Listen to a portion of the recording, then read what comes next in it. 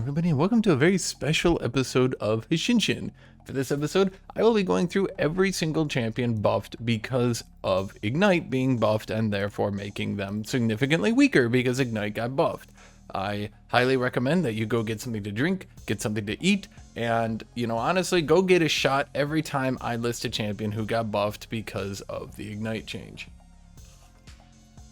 Now, I'm going to go through them all. It's going to be funny. We're going to have fun together. All of us are going to have fun together. Promise you, watch this whole thing. Please like, please subscribe, and leave a comment on anything you disagree with or agree with. Now, I have gone through all 150 or 160 or however many champions we're up to. Any champion that I don't mention, I have put on a list, and I'm going to talk about them. So, without further ado, let's go through every single champion buffed because of the Ignite change. This is going to take a while. Number 1, Soraka. Now remember, 10.23 is when they did the change to Ignite. So you can see here in 10.10 she was buffed. She hadn't been buffed since then. Then 11.2 she gets her heal buffed, and then she got her heal buffed on the next patch. So in total it went from 80 to 220, and then it became 100 to 240. Its AP ratio also went up by 10%. That means it went up 20. Yes, the heal went up 20 at level 1, and the AP ratio went up 10%. That practically means that she almost heals as much while ignited now as she did last season before Ignite got buffed. That's how hard at level 1 Astral Infusion got buffed. Star Call also heals her by more. This was a large buff. Wow. Now Dr. Mundo. For those of you who realize he got his rework, yes, he did get his rework, but there was also a, after 10.23, he got the healing on his ult buffed, he got the damage on his E buffed, and he got the healing on his cleaver. Even though it's technically a health refund, he got that healing buffed as well. Now, they did do some nerfs, some buffs, some other wacky stuff over here, yes, and I agree with that, and then blah, blah, blah, blah, blah. But the point is, they buffed him pretty hard after Ignite got buffed. Now we have Vladimir. Vladimir 10.23, that happened. Remember, Vladimir was fine. Since 8.13, he had not seen a nerf or anything. That is nearly 3 years of not being changed. And then all of a sudden, 11.3, so after the preseason, he gets buffed. Then he gets buffed again. They undid part of the buff, and then they buffed him again. Wow, I wonder why they would have to do that. What a coincidence. Seems to keep happening, doesn't it? Oh, indeed. We're going on, folks. Tarek. Okay, 10.23. Now here we go. Once again, will you look at this? He gets a mana cost on his Q reduced. The mana cost on his Q reduced again. For those of you who don't know, the main gating factor on Tarek is whether or not he can continuously use his Q. If he runs out of mana, which he often does, then he can't use it. If he doesn't run out of mana because they reduce its cost, you can see it was 70 to 110, now it's 65 to 85. That's a reduction of 5 to 25 mana in addition to a 20 mana reduction on Dazzle. Damn, Riot. Wow, you really had to buff this champion. I wonder why that was. Yumi. Yumi saw a buff of 10 to 15 damage on a propelling projectile. Now remember, last season she was getting massively nerfed.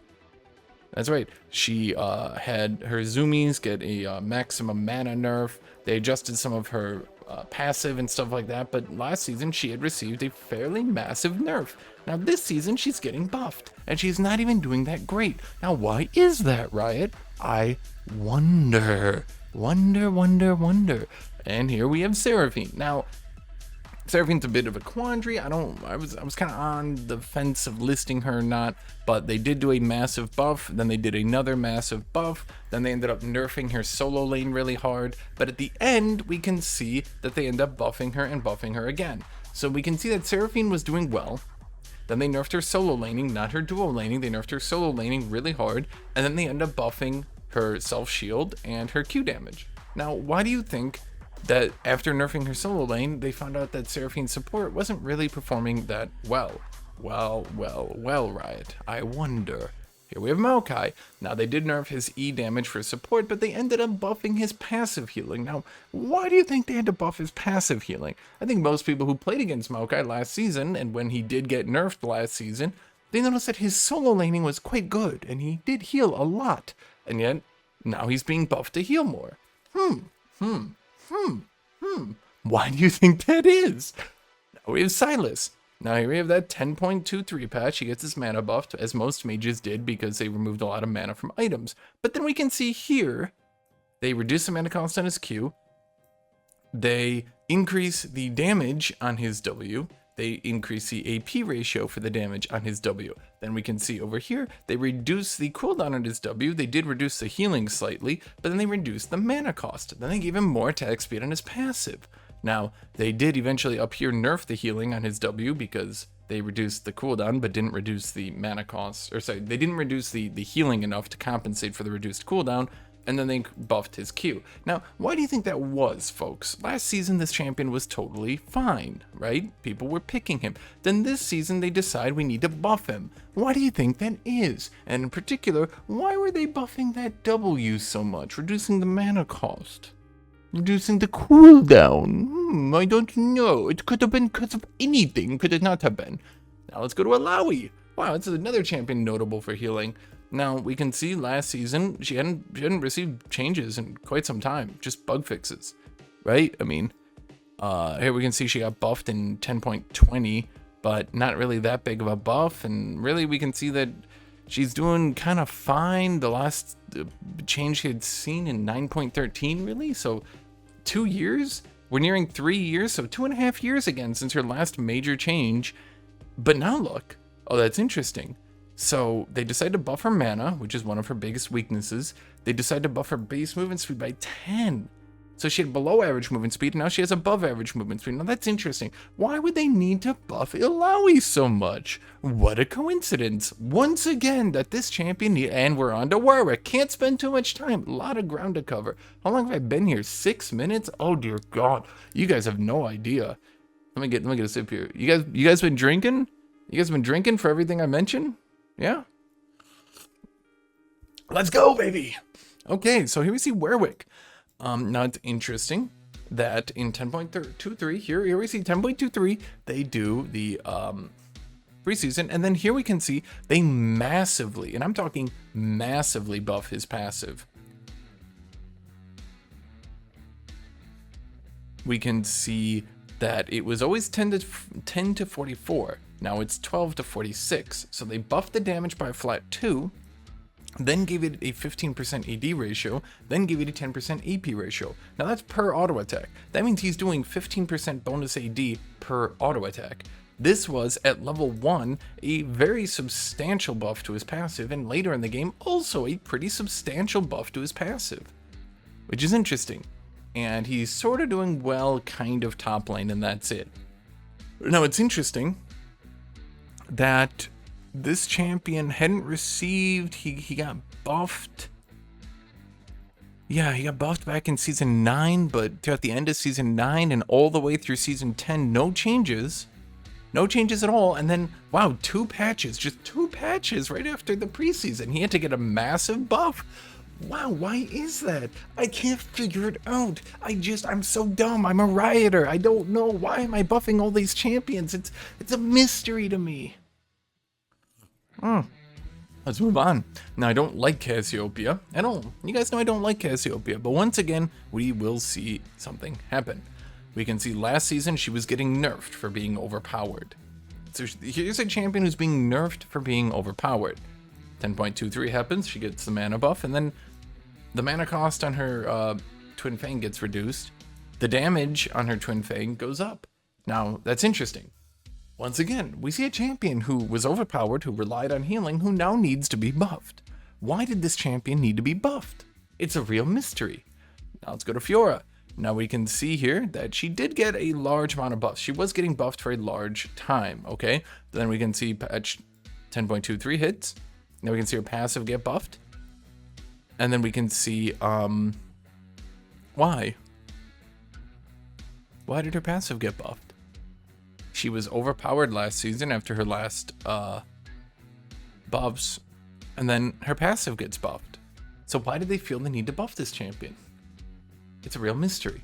It's a real mystery. It's a real mystery. It's a real mystery. Nobody knows. It's a real mystery.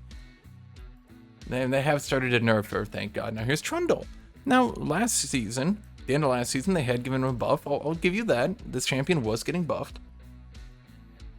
But we can see here that he got a fairly large buff. His passive scales harder, and his frozen domain cooldown went down by 4 seconds at rank 5, allowing him to go nearly permanent once he has some ability haste. So why then? Patch 10.23 goes through, and then we can see a massive buff. The damage goes up on his Q by 5%, in addition to the attack speed going up by 10%. Wow, why did this champion suddenly need a large buff? Then we can see another massive buff. Chomp's cooldown goes down by 0.5, 3.5 seconds instead of 4. Wow, 2 large buffs, just, wow, back to back. Oh. Then we can see another buff. His pillar now shows 32% rather than 20%. Oh wow, that's interesting. That's interesting. That is so interesting. I can't for the life of me think why a champion who had just received a fairly hefty buff now would need to receive 2 back-to-back large buffs and then a 3rd large buff. That's so interesting. I don't know why. And then we're just moving on. We're moving on to Lisandra. Okay, so Lisandra. Now this is a champion whose ultimate, you might remember, her ultimate does a self-heal. Now she'd been considered to be fairly decent after the buff. She wasn't popular, but she was fairly decent.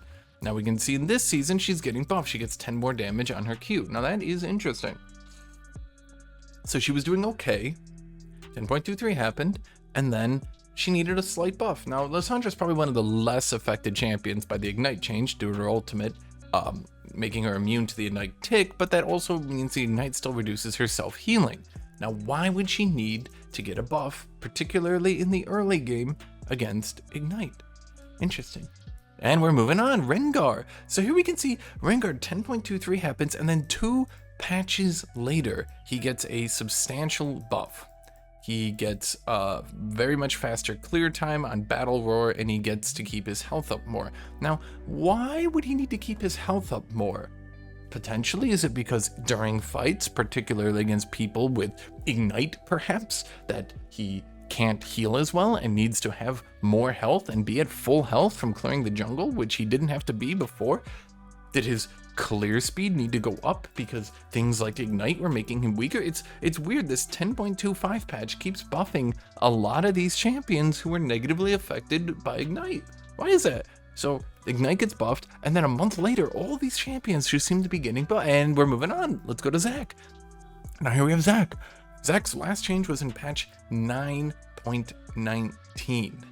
Now, that's interesting, because that means they're at the end of Season 9, and all of Season 10, not a single change.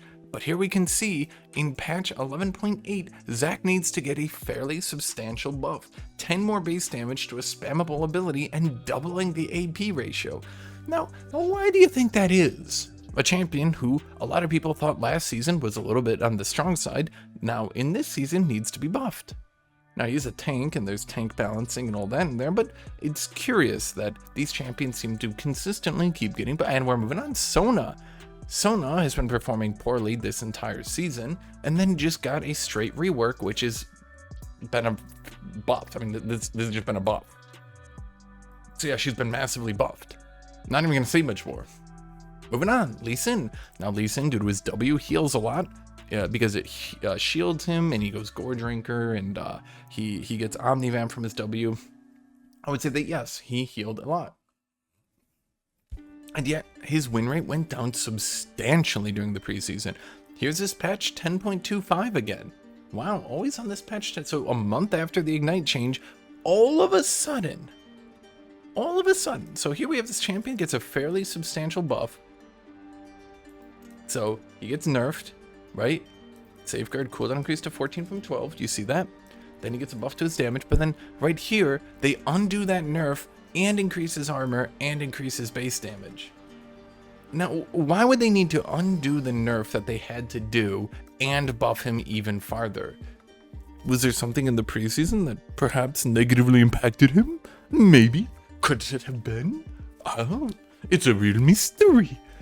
Now they did later on buff his Q cooldown, and then they buffed his E cooldown. Now they did undo his E, and then they nerfed him a bit here, but as a whole, I would say yes, since patch 10.23, all of these buffs counteract these nerfs.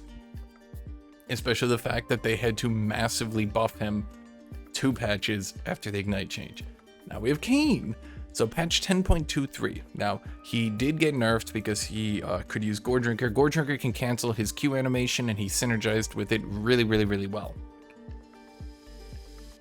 Unfortunately, Red Kane has fallen almost entirely out of style, and they had to directly buff the AD ratio on it by 0.10. Now, that's 0.10 total AD, which can apply twice. That's a substantial buff, especially on a spammable ability.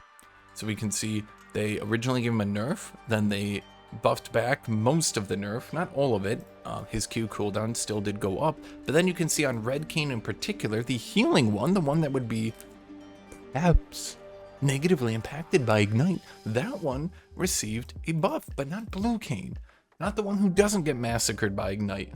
Oh, curious Volibear. Now Volibear, of course, due to his W, does need to be buffed, or sorry, does need to heal a lot, right? So they did buff him when the preseason hit. His AP, his passive now from AP gives way more attack speed. His mana growth went up. These are fairly normal, but then you can see here his healing against monsters goes up, and the damage his E does against monsters goes up. So he now keeps his health bar topped off against the jungle, and he does way more clearing to the jungle. Interesting that a champion who primarily heals needed to be buffed, particularly to keep their health topped off against the jungle. Curious. If you are dead by alcohol poisoning at this point, I don't blame you. Now we have Gragas. Now, once again, we see this patch 10.25 come up again. How curious that so many of these champions get buffs on patch 10.25. So once again, here we are, a month after the Ignite change. His healing from his passive goes to 8% from 6%. So his healing went up a straight, what would that be? A lot. It went up a lot. It went up 33%. Damn. They buffed it by 33%? Well, I wonder here. Now, I'm just going to quick do some math here. So 6 times, so his heal would become 3.6%. This is what his heal would become. Last season, if he was ignited, he would heal 3.6%. Now, 8 times 3.2%. So he still heals for less under Ignite, but when he's not ignited, he heals a lot more. And boy, he went from 3.6% to 3.2% by when he was ignited. I wonder if they buffed him because potentially Ignite was making him too squishy? Was it perhaps doing that, Riot? Is that why you wanted to buff his heal? Now, they did end up nerfing his mana costs, and they did end up nerfing his body slam, but I would say overall that yes. Reducing the cooldown in Drunken Rage and increasing the heal in Happy Hour by 33, is it 33%? That feels like such a big buff when you actually break it down like that. Yeah, the heal went up 33%. Damn. Okay, and then we got Yorick. Now, Yorick gets the mana that most champions got, then he got this mini rework massively buffing him, then he got it nerfed down, and now he's pretty much useless. Now, Yorick is probably one of the least affected champions, because let's be honest, his Q does help him, but it's mostly for the early game, and oh wait, the early game. So when people ignite him, he's less survivable, because now his Q can't heal him that much. Oh, I wonder if that negatively impacted him. Perhaps made him too squishy? Perhaps people can run him down too easily? Perhaps he needed to be buffed massively in the early game because people were killing him too easily.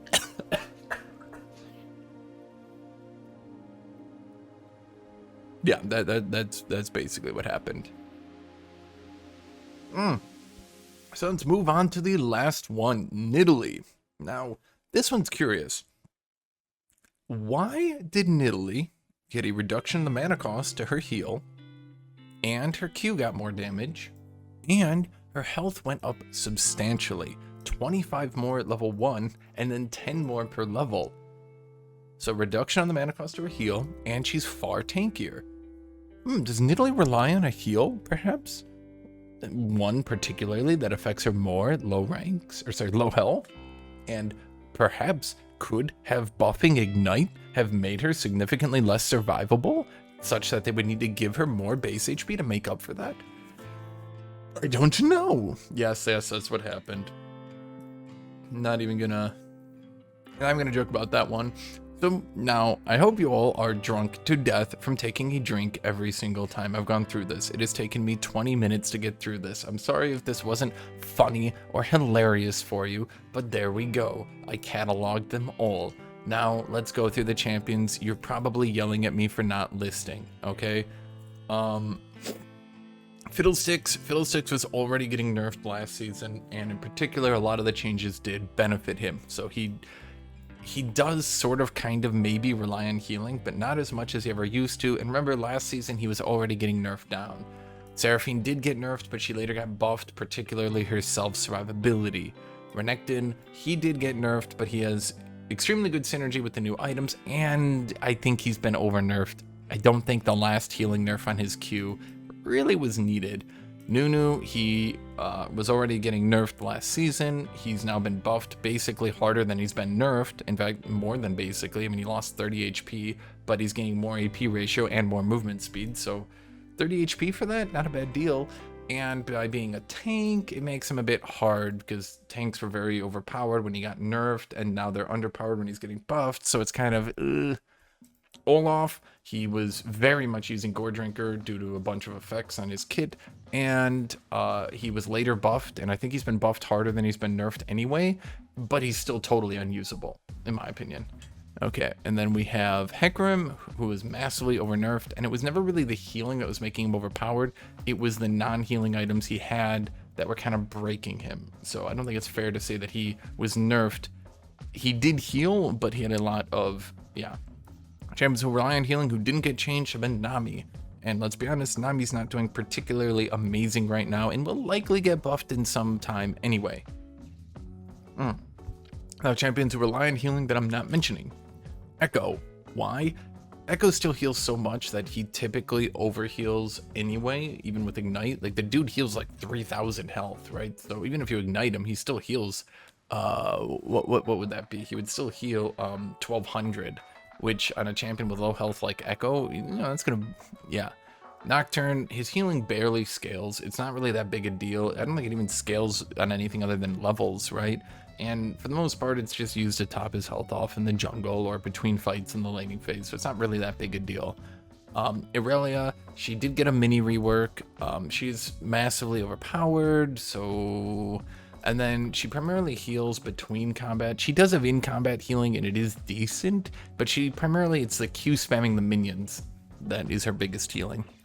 Gangplank, he's got a lot of issues with itemization, and I think it'd be unfair to bring him up, because if he's underpowered or overpowered, it's probably due to the itemization issues. Nessus, same issue as Gangplank, huge itemization issues. He got buffed, then he got nerfed, and it's like, I don't really think it's the healing or the Ignite that's doing it. I think it's more his synergy or lack of with a lot of items. Janna, she rarely holds her heal. She mostly uses her ult to bounce people away, and then if she does use it during Ignite, it's typically because after a fight you're ignited and gonna die, and she just tops you off with her ultimate. And she's not doing particularly well anyway, so I think she'll probably be buffed soon. Zillion, his ult ignores healing debuffs. I just figured I'd list that so no one could mention it. Swain, he's stuck at the OP and low rank hell. He became basically unplayable at the higher ranks, but he's still very overpowered at the lower ranks. Tom Kench, he only gained healing after the Ignite buff. So if you're gonna mention Tom Kench, he got the massive, let's be honest, the massive overbuff because Ignite can really mess up his healing. Zhao, the mini rework shuffled all his balance anyway. It'd be unfair to bring him up. Let me move my camera real quick here. Master Yi, the itemization messed with his balance pretty hard. He doesn't really use his heal anyway. He mostly uses meditate to auto reset. So mentioning him, I don't think would be fair. And then, lastly, Lulu, her ultimate ignores healing debuffs. Just in case you guys didn't know that, her ult doesn't actually heal you. It just increases your HP, which ignores healing debuffs. So,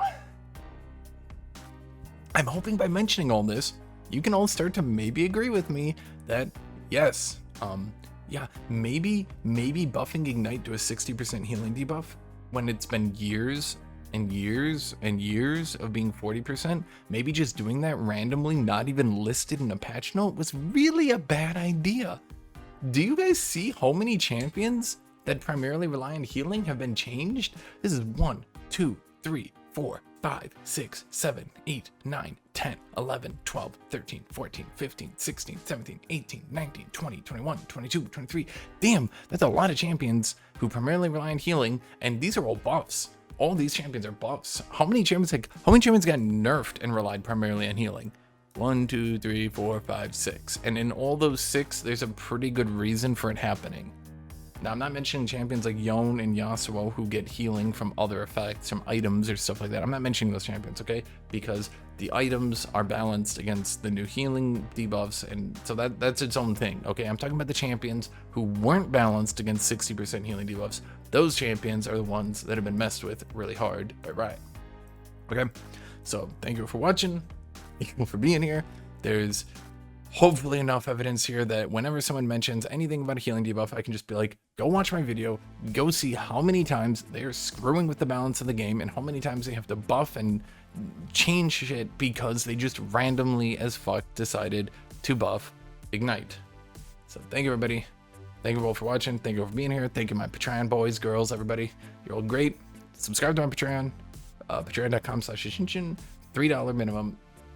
You know, it's great stuff. For mere $3, you can support me and help me when I take 2 hours to combine all this stuff and then take another hour to record. It takes a long time. Thank you for supporting me. Everybody have a great day, great life. Thank you, everybody. Bye-bye.